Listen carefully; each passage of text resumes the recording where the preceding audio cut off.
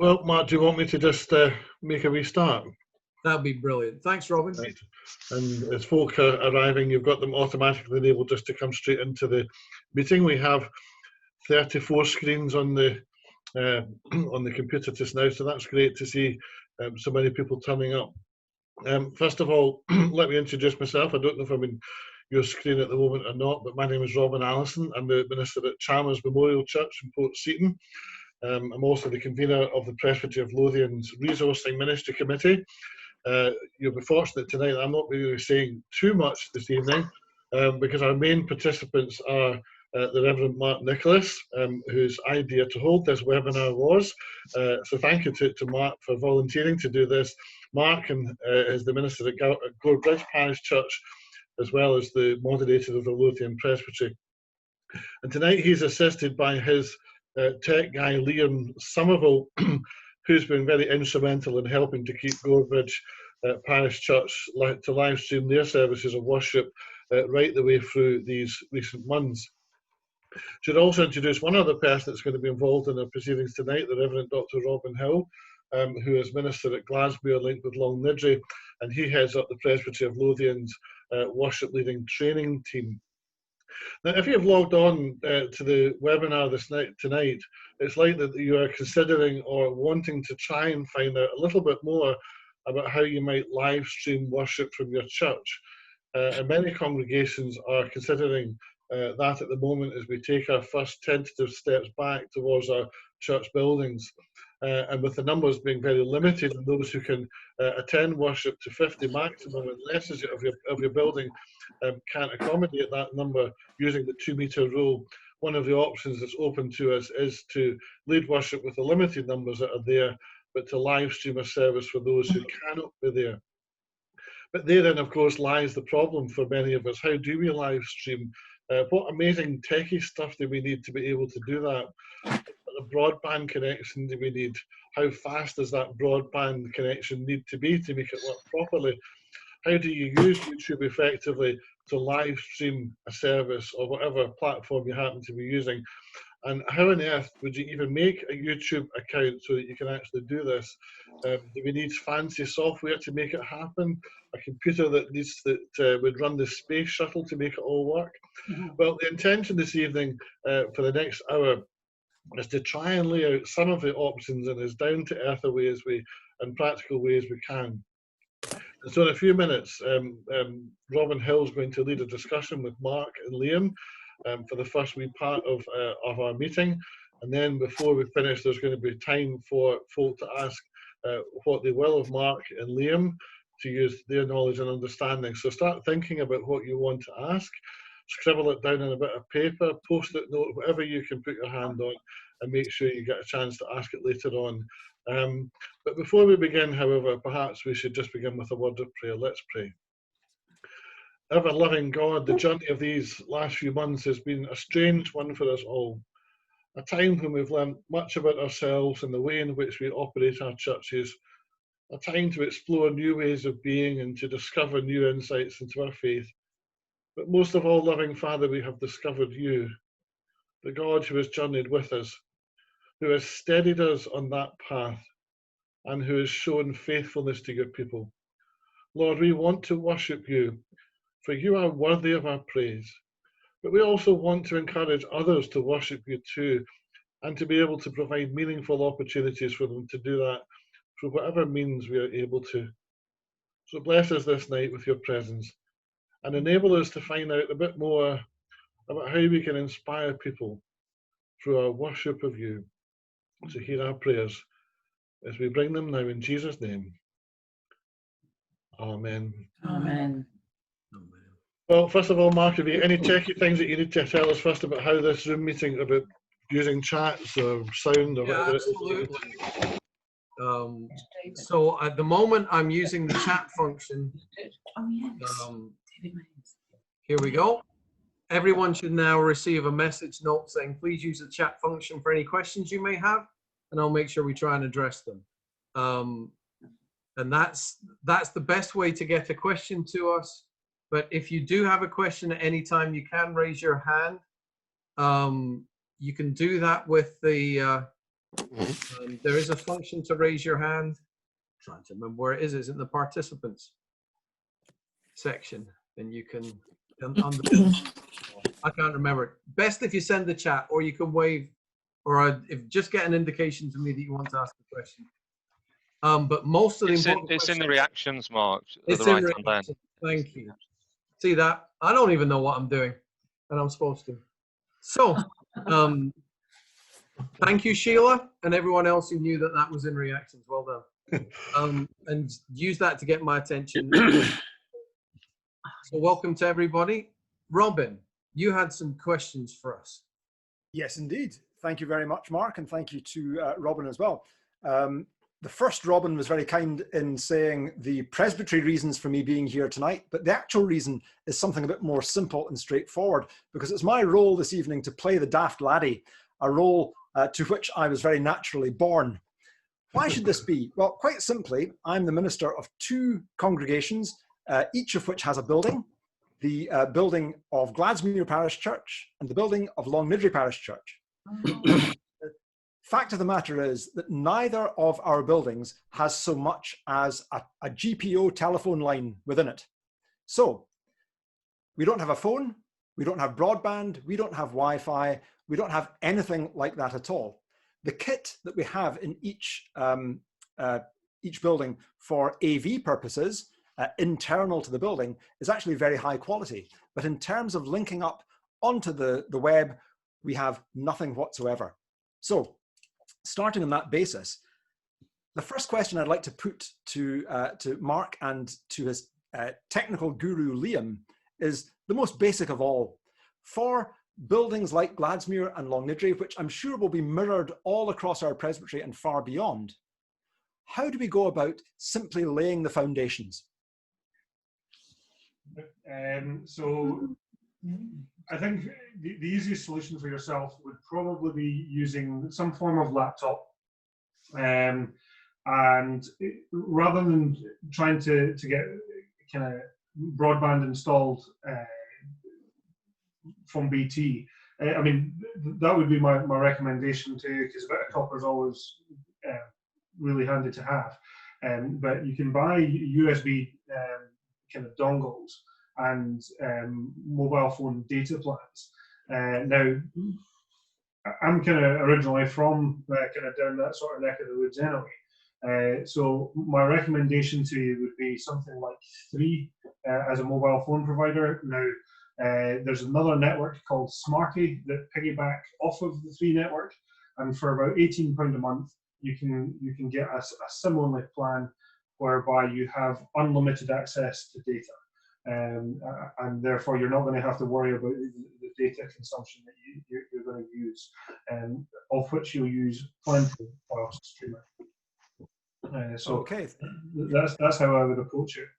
Sure, that's great. Now, Liam, you said at the outset there that your initial reaction would be to go for BT broadband, and actually, I strongly suspect that is the route that we're going to take. Certainly in Longnidrey, I'm not so sure about Gladsmuir, so perhaps the USB dongle is maybe something for us to consider in Gladsmuir. But for Longnidrey, we're certainly thinking about broadband. And the question I would have there is, does it need to be BT?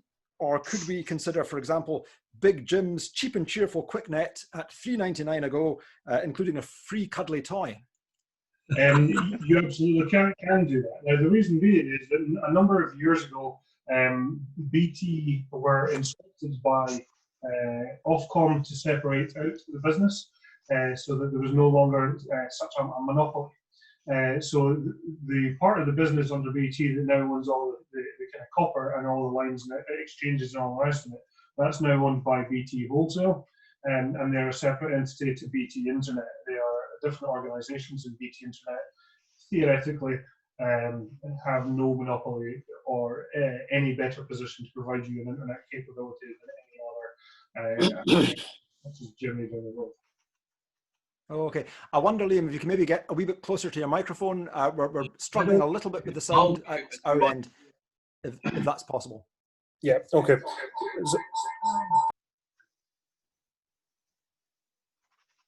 Okay. Oh, bit of feedback.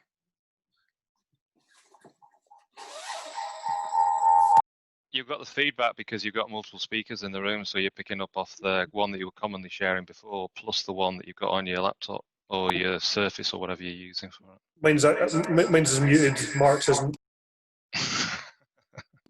Yeah, right. So I'm presuming everybody can hear me safely now. Yep, that sounds very good, Liam. Thank you. Yeah, great. Okay, so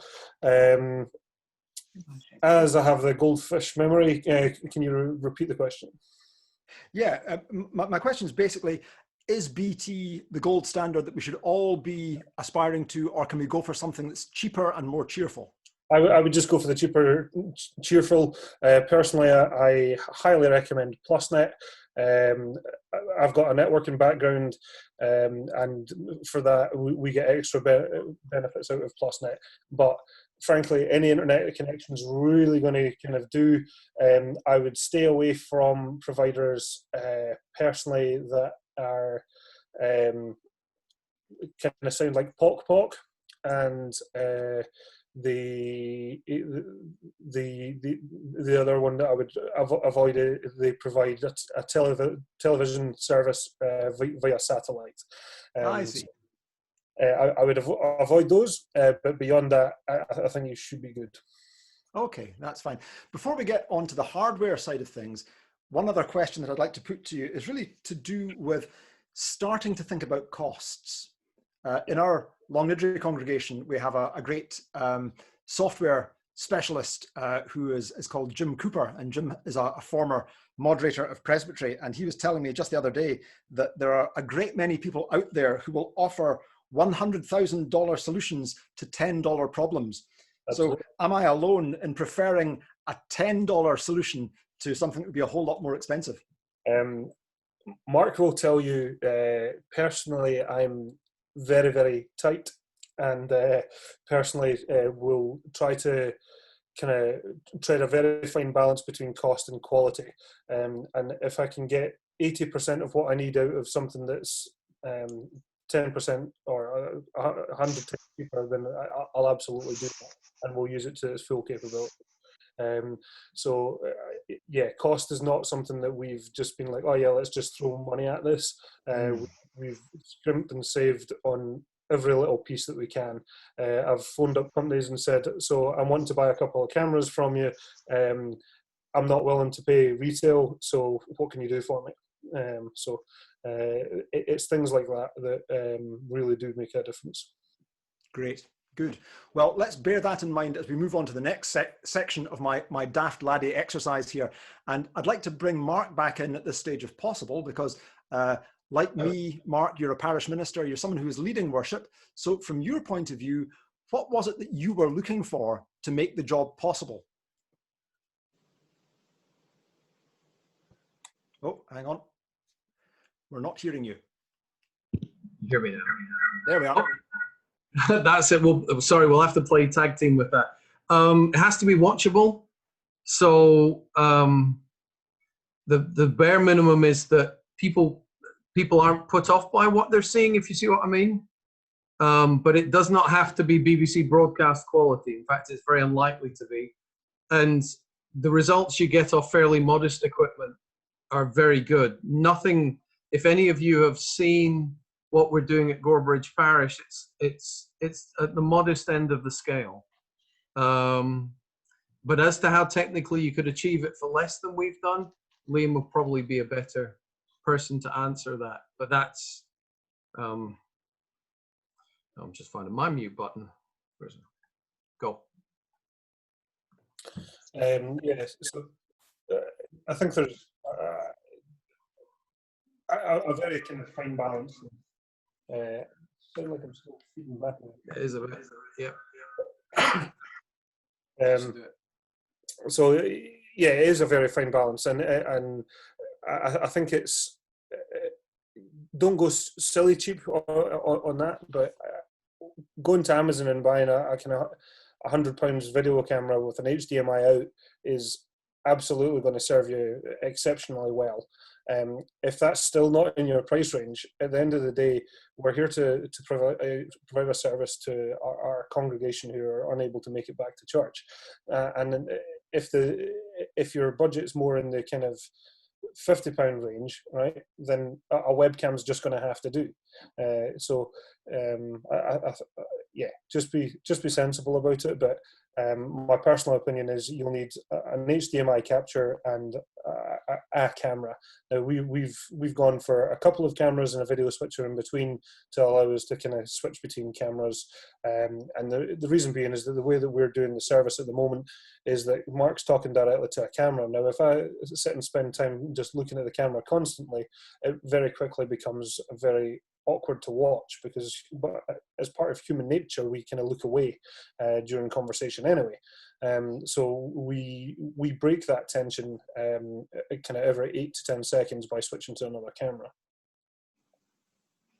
Okay, and in that setting, the switching from one camera to another, does that effectively depict Mark as speaking towards a congregation, whether it's there or not? So is Mark going to be looking beyond the camera out into the great blue yonder, and you're moving from a straight on shot to one that's maybe coming in from 3/4 on, that kind of thing? Yeah, absolutely. So we're going to have to kind of move into a position where our cameras are pointing at Mark at this sort of angle. Okay. And Mark will then be talking straight to the congregation, and the live feed then becomes a kind of secondary to our traditional service. But as it stands at the moment, it's part of the kind of just looking straight at the camera. Liam, could you explain what a video switcher is? Absolutely. So a video switcher is just a little device that simply allows you to switch between inputs. Now, for us, we've got a fairly heavy duty one, and it kind of looks a little something like that. All right. Okay. And effectively what we have here is a number of inputs. We can take 8 on this one, so we've got a couple of cameras plus a laptop for the kind of song words during our service. And when we go back, I'm hoping to kind of get us up to 4 cameras, so that we can kind of have like band shots and stuff as well during the service, to kind of make it a little bit more personal. Great. Now, Mark, if you were, let's say, a quarter of your way through the service, yes, and you were doing an all-age talk that involved, for example, a matchbox or a 5-pence piece or something really tiny like that. Now, that's something you can probably do in church. You can just hold it up like that. If you've got cameras that are coming at you at different angles, how do you depict that visually for people that are at home? very good question. So I have the camera that's straight ahead of me. Yep. And then there's the camera that's got me at the side. And what I tend to do is have a box that we can work with stuff there. Liam's going to show you the sort of camera that we use. So this is the kind of camera that we went ahead and bought. It's kind of in the prosumer range, so a bit more expensive than kind of just the stuff that you'll get off of Amazon. But for us, we knew that we were going to probably have to do this after being allowed to have that kind of first phase of people back into the church.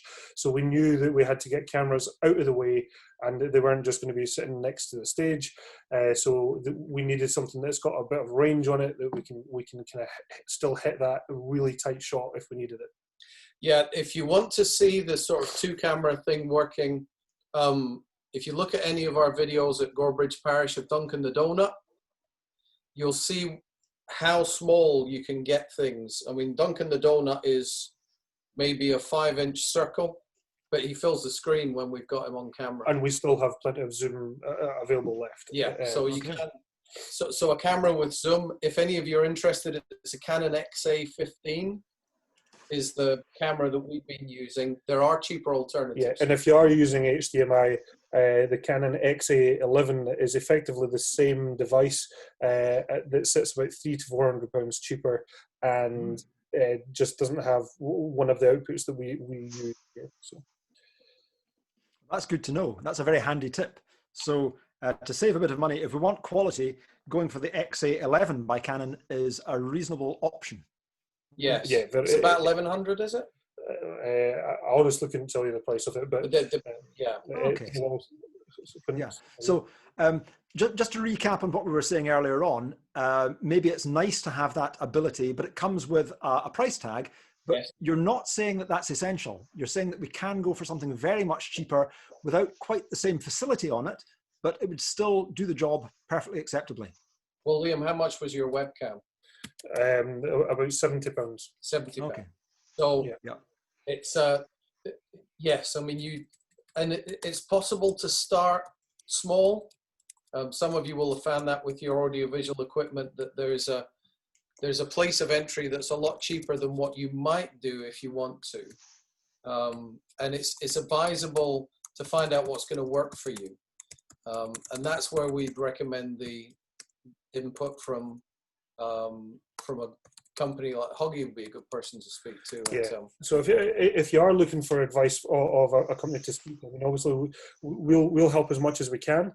But if when it comes to actually getting a company to do the work for you, if that's the way you can work, the two companies that I would recommend are Gorebridge Resources or GBR Scotland, and Stuart Hogg is the guy there. The other one is D3 Audio. And Mark Simcock is the gentleman you want to speak to there. If you need contact details for either of those, by all means, please just get in touch and we'll get them to you.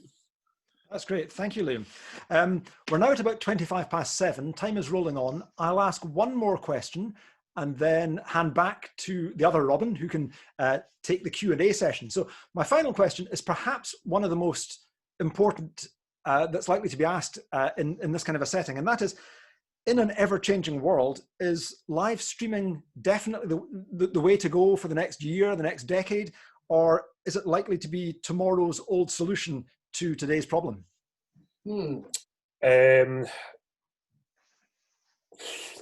So, without the benefit of hindsight, what I would say, I don't think COVID is going anywhere anytime soon. It's a lot like the flu. We're not going to get rid of it anytime soon. I think for the very foreseeable, probably a year to at least 2 years, I think we're still going to have to service that need of our church that are unable or unwilling to kind of come back. And for other reasons as well. It doesn't have to just be COVID. COVID is just today's news. But for whatever reason, if you've got a member of your congregation that's unable to get to the building, a broken leg, just feeling down under the weather, we can still service that need. That's great to be able to do. Yeah. And for the cost of it, it's not massive. If you think about, many of us have gone to extraordinary lengths to tape record the service and then duplicate tapes that we took round people to provide that vital connection. This is really the modern version of that, with the addition that people can remain in contact with their family even when they're away. I mean, the fact of the matter is we've got people from all over the place who are with us today. I see Al Cobain's with us, and that's in terms of our reach as a church. I think it helps. It actually also gives people a way into the church family where they don't have to cross the threshold of the front door. They can have a peek in from the outside, and that missiologically is probably quite a good thing. Sure. Many of you have websites and things of that nature which people can look at and give folks a flavor of what your church family might be like. And live streaming is, you know, those of you who have been doing things on Zoom, that says a lot about you as a church, and it's worth investing in. But it doesn't need to predominate. It's something that we do to help get what we do on a Sunday to people who otherwise couldn't participate in it, and particularly while people are shielding. That's going to be really important. Yeah, of course, absolutely. Well, Mark and Liam, thank you both very much for setting the scene for us. I'm going to hand back now to Robin and give the floor the opportunity to come up with other questions that have crossed people's minds as the evening has worn on. So to both of you, many thanks indeed. Excellent. Thank you, Robin. And thank you to Robin Hill, who's just landed me with something I didn't expect to do. Anyway. Don't worry, Rob. What- What I can do, Robin, is I can moderate the questions and Liam can answer them. Well, can I just ask? There's just two questions that I want to ask first before you, because I think people would be better if they just added their question to the chat list and let Mark work his way down that as we go through. But just two questions. One about broadband speeds, because Robin was trying to ask earlier on about the sort of right broadband package. I mean, effectively, what sort of broadband speed is your church building going to need to be able to achieve in order to do an effective live streaming? Absolutely. So we are just under 3 megabits per second at the moment, and that's for us to handle full 1080 full HD. So my advice to you would be, don't get anything that's got anything less than 5 megabits up.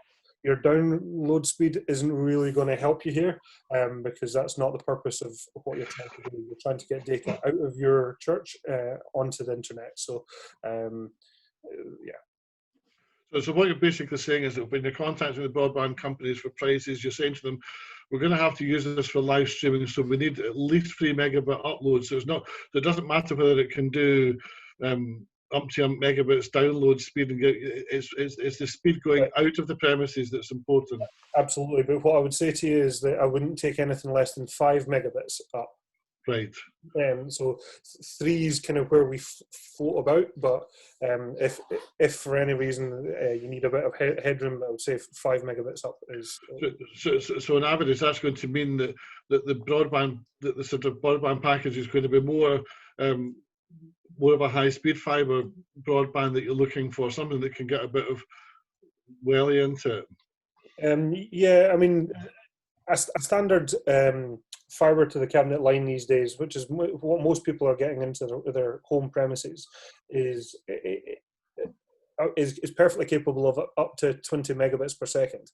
Right. And certainly that's what we had here until a couple of months ago. For other reasons, we changed to a business package, but we had just a consumer phone line with 20 megabits up. So we haven't gone out and done anything particularly special.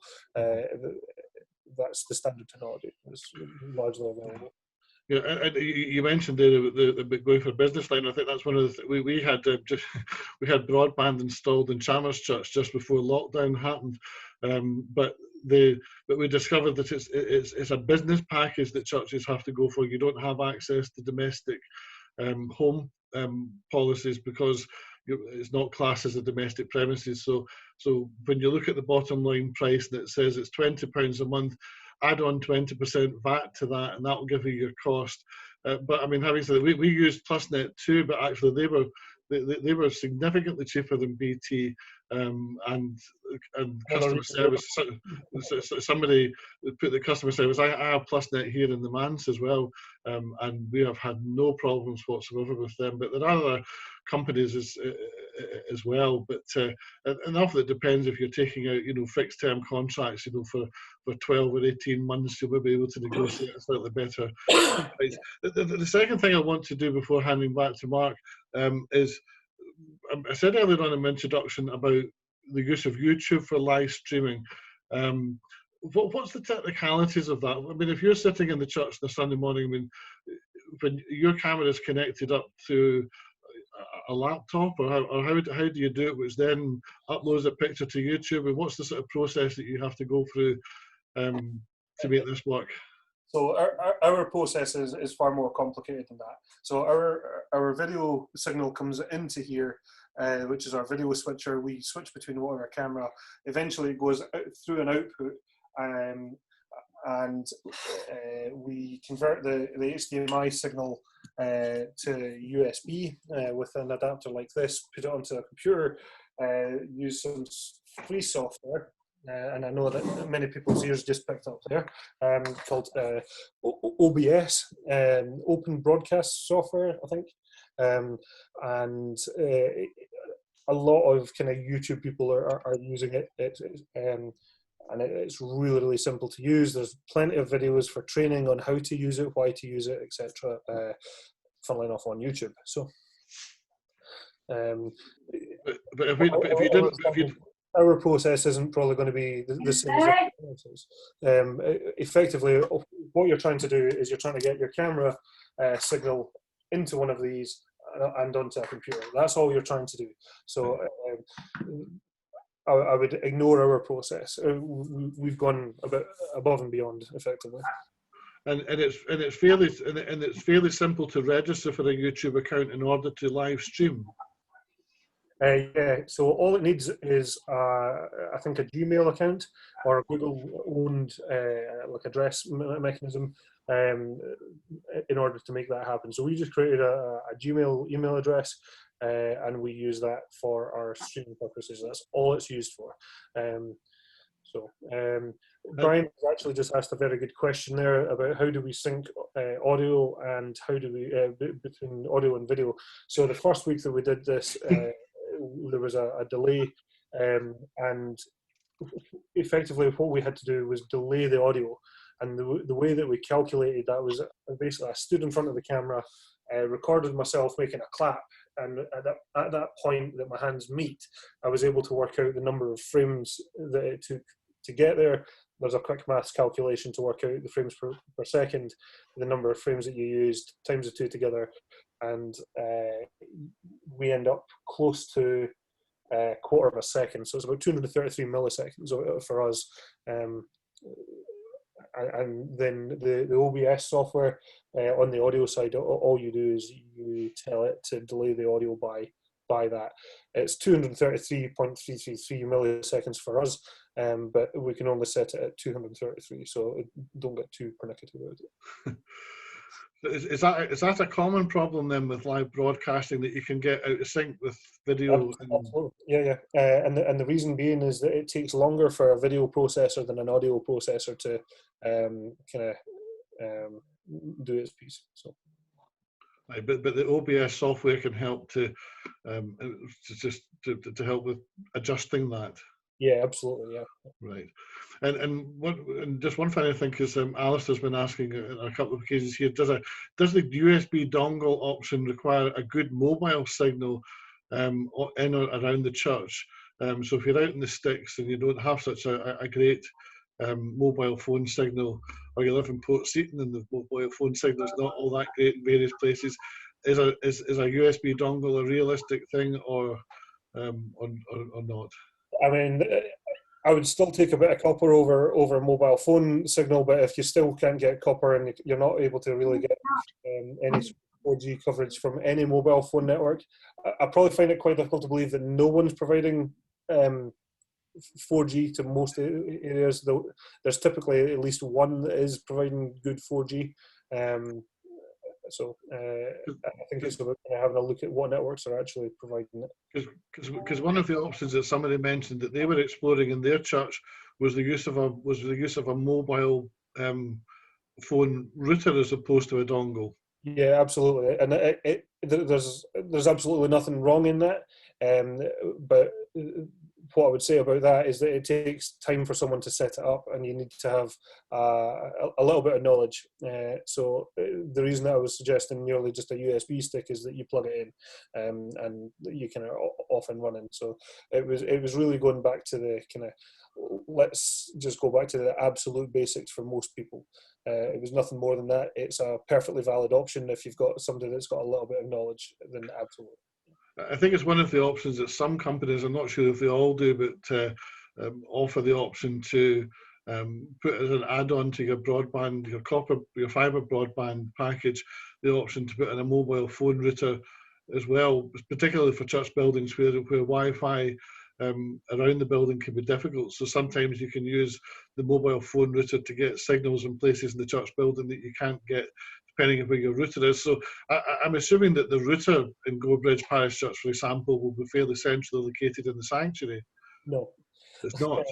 Right, okay. So my predecessor was an electrician, and I'm quite handy as well. So between us, we ran lots of network cable left, right, and centre, and we go back to our router's actually in our office, in a locked cabinet.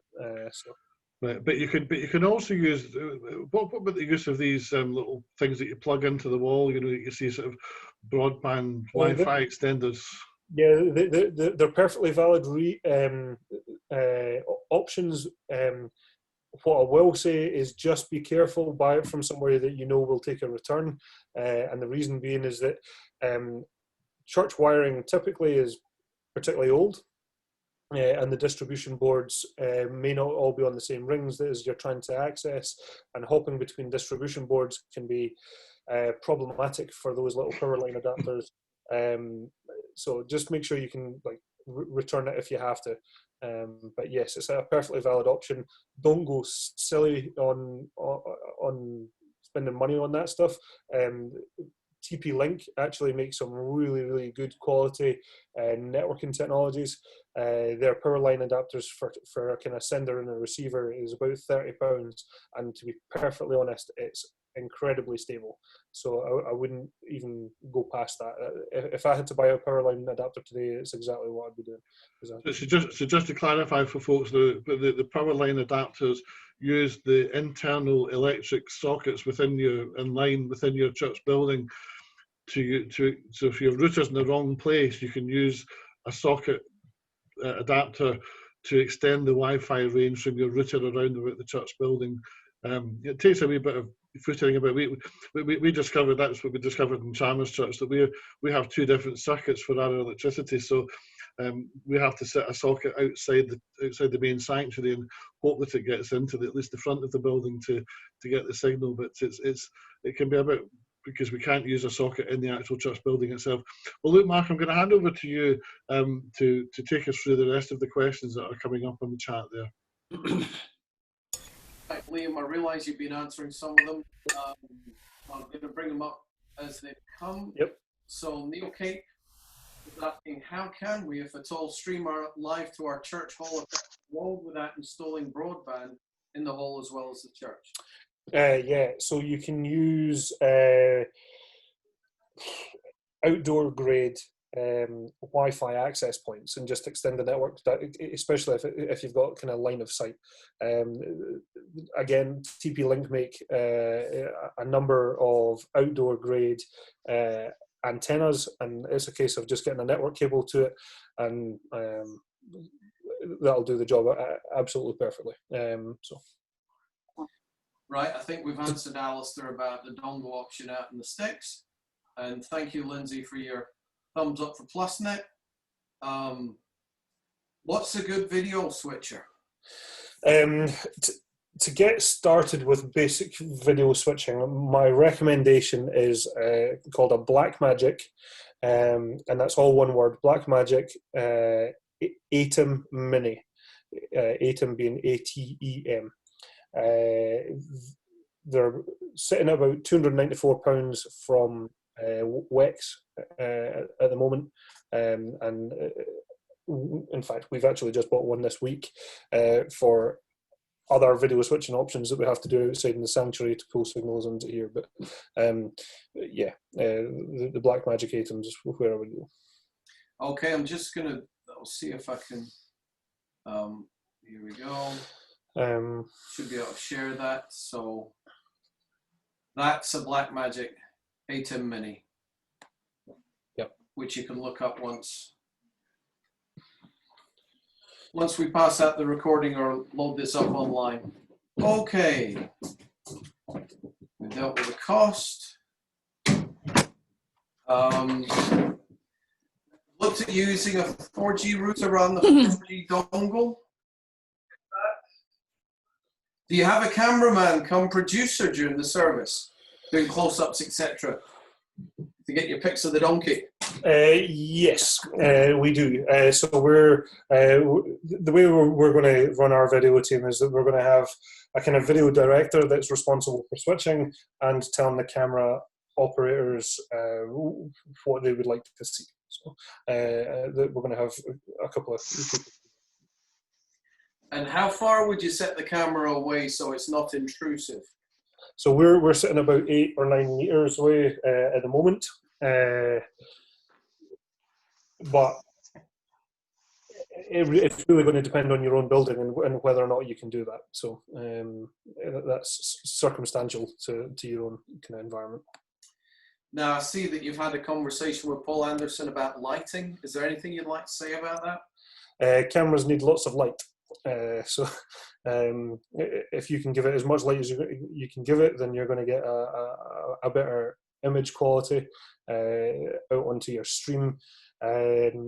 Obviously, I think it might have been Paul that said that they had too much light, and what would I do there? And that's a substantial thing I would probably have to come and see to be able to help you kind of work out what to do there. But good stuff. How does a person at home pick up a YouTube live stream? So there's multiple ways of doing that. Today, most of our people are using mobile phone devices, whether that's an iPad or a phone. That's the way they're doing it. But a laptop, most TVs, like smart TVs now, also have that. So for them, it's as simple as looking up Gorebridge Parish Church, and you can see which one is live when we are live. But we also email the link. We do email the link ahead of the service. For people that are a bit less tech savvy, they've at least got the link in their inbox that they can go click. It goes on our Facebook page too. It does go on Facebook, and that's probably our biggest traffic, isn't it? Yeah, I think it might be actually. Yeah. Okay. So. Are the cameras fixed? If so, how do we manage this with a listed building? Are the cameras fixed? For us, they're not. Now, another option is, sorry, if it's not, I'm not following that one. If it's a listed building, do you want me to? Yeah. Right, Alison, I'll take this one. We're grade C listed, so we're at the scummy end of listing. But all our cameras are on tripods at the moment, so we can get an operator behind them. You could fix them, and the bracketry involved in that is not that invasive. No. So unless you're grade A listed and you have some beautiful relief carved into the front of your gallery, you could have a chat with Carta.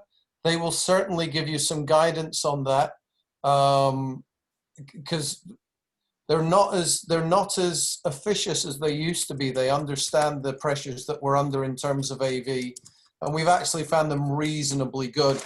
And we've kept all but one of their instructions, and that was a fairly minor thing. So Carter are actually helpful there, and even a phone call might help. The other thing is if you use something like Great Big Resources or Sanctus Media, someone like that, a company, they probably know their way around the ins and outs and will have dealt with it before. Yeah. Okay. Thank you. We are actually grade A listed, so yeah. Thanks for that. Ouch. Yep. Okay. Now let's have a look. Oh, someone's got a mobile phone mast right next to the church. That's a win for Paul Anderson right there. So do you want to just a dongle? A 4G dongle will offer sufficient upload speed? Oh yeah. To be honest, a 4G dongle is probably going to offer you faster speeds than any broadband connection, unless you've got fibre straight into the building. But I suspect you probably don't. So. Is YouTube the best and only provider? It is not the best or the only provider. So the reason that we've chosen YouTube is largely because under our CCLI licensing, YouTube handle all of that for us. The payment of fees and all the rest of it. They do every bit of it. We don't even have to get involved. Facebook, I'm led to believe, has kind of some issues where if they're able to detect what the music is and kind of match that to something in their library, they have been known to mute that live stream, which is kind of anti what you're trying to do, really. So we've chosen to use YouTube for that. The other thing about YouTube is A, it's free, and B, it's they make streaming really, really very easy. So they have something called a content delivery network, whereby all your viewers hit YouTube, and all you have to worry about is delivering YouTube one connection, or one stream. You're not then having to use your broadband connection to kind of service it.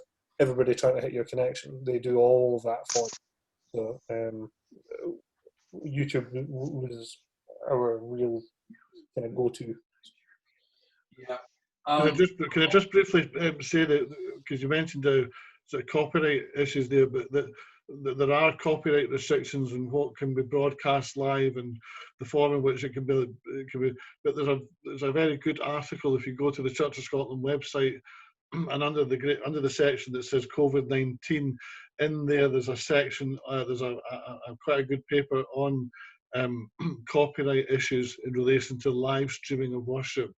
It's about 4 or 5 pages long, and it goes through what a CCL contract package will allow you to do and what it won't allow you to do. But there are certain things that they just don't cover. And I think, Mark, you found, or some folk you were telling us, I think on another occasion, that you had some initial issues over YouTube discovering that you maybe were using videos that were not covered by copyright. Am I right? That wasn't us, but it was someone that we were aware of. Right. Right. The video they uploaded got hit with a strike, and 3 strikes and you lose your YouTube account. Now we've not had any strikes against our account. We can't use anybody else's content, so like it's our band that are playing the music. We don't try and use other people's YouTube thing. But the big piece is we don't monetize our channel at all. So all the kind of royalties and stuff goes back to the artist when YouTube detect that we are singing one of their songs. Right. Ian Macaulay saying they've had success with mesh Wi-Fi extenders at St Andrew Blackadder. That's good. David Wiley's asking, would network cables be a better option than a power line adapter? If you've got someone that can go and install it for you, or you're willing to pay for someone to do that, absolutely. Gold standard. Yeah. What's the best setup for microphones? So the way that we do this, and actually, Brian, if you don't mind, I actually kind of know a wee bit about your setup. So we take a feed effectively off our digital desk. Now, what we do is we've actually got a dedicated desk just for our live stream, but that's just because we're being really very pernickety. You don't have to worry about that. You can literally just come off a kind of 2-track out or whatever straight onto your live stream off your sound desk, and then you're not really having to worry about what's your microphone choice or placement, because presumably most people are using kind of like a wireless mic so they can walk about and talk at the same time. So it means that you're not then buying additional equipment just for the audio of your stream. You're going to get a higher quality delivery that way than you are if you try and put a microphone on your camera. Robert and Marilyn are asking, if a webcam is used, what's the minimum quality we should look for? My recommendation is full HD 1080p. Now, that's, for me, that's the minimum quality, because we're kind of used to a really high quality image from TV and all the rest of it. So that's where I would recommend that you start. If you want to go down the 4K route and all the rest of that, fine, but it's all more bandwidth. Okay. Do you put a link to your website, or do you embed the YouTube live stream into a web page? So until about a week ago, our website was diabolical. It was really, really out of date. So we didn't do anything there, but we don't get a large throughput of users through our website. So no, but we kind of have started adding our YouTube back catalogue to our website. Yeah. David's asking, can you pull in a video feed from a remote location, i.e. when the minister's in the church and someone reading the scriptures is at home? Yeah. Technically possible, but really hard. Yeah, I mean, not overly difficult. Again, I wouldn't do it without a video switcher, but yes, theoretically, you absolutely could.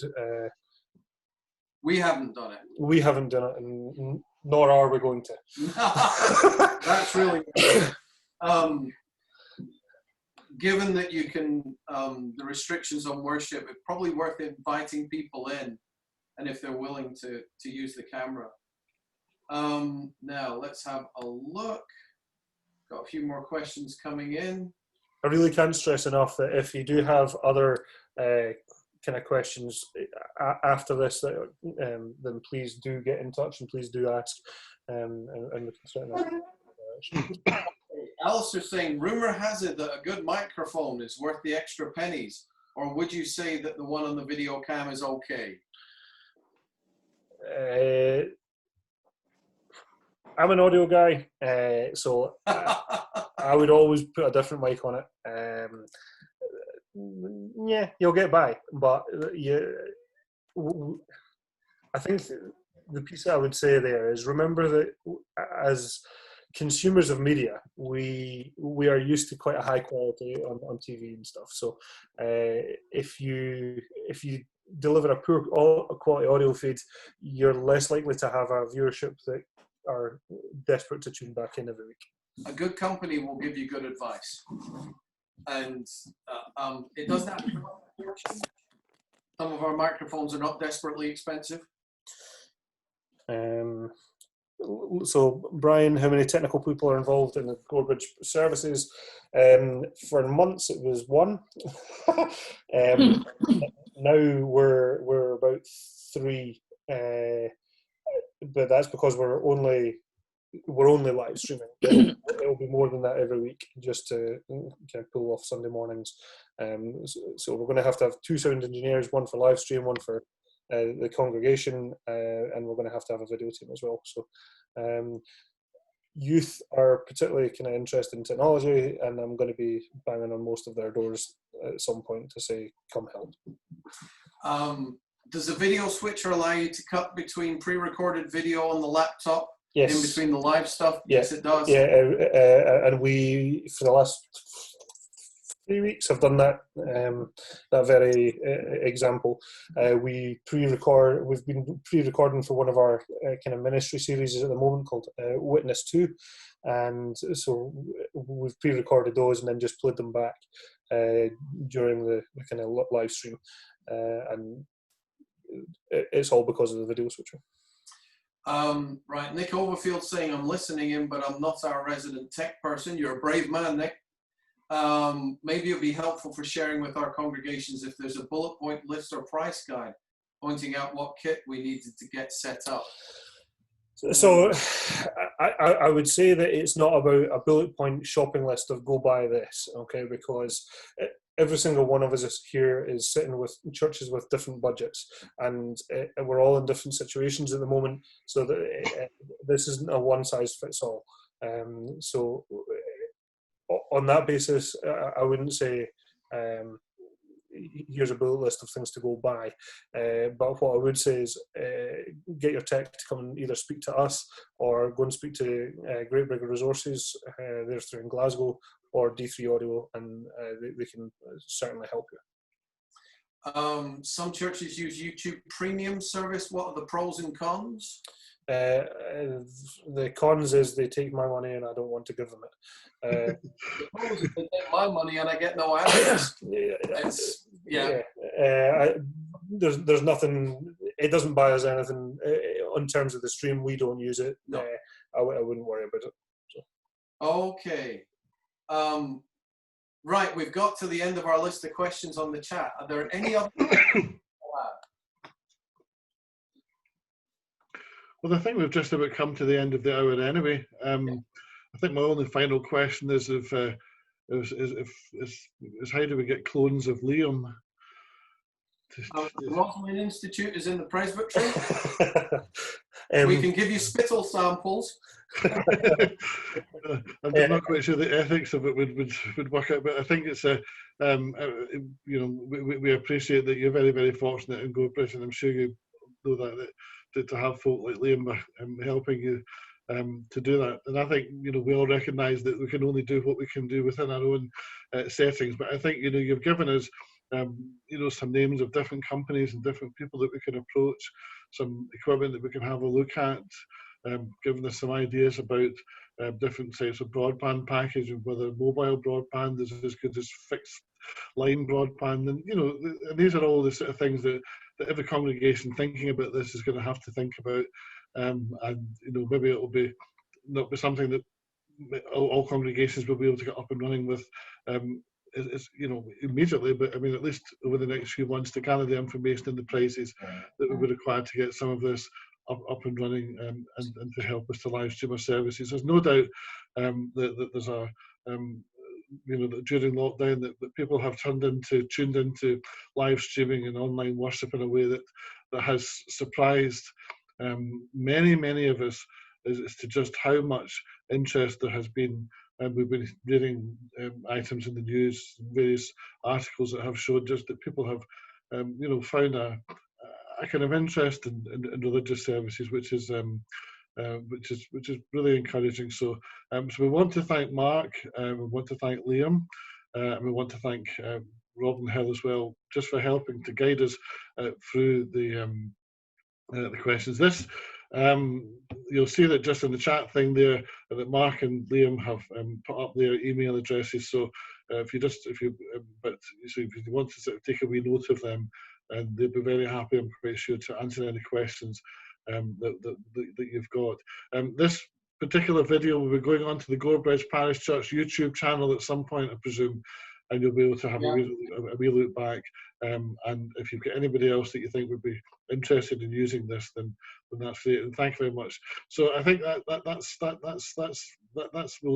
end the meeting just now. But thank you very much for coming along. And as I say, we hope that's been helpful for you. And thank you very much. So we can give each other a big wave goodbye, like we do in Zoom meetings these days, and let Mark finish the meeting. Okay. Good night. Good night. Thanks.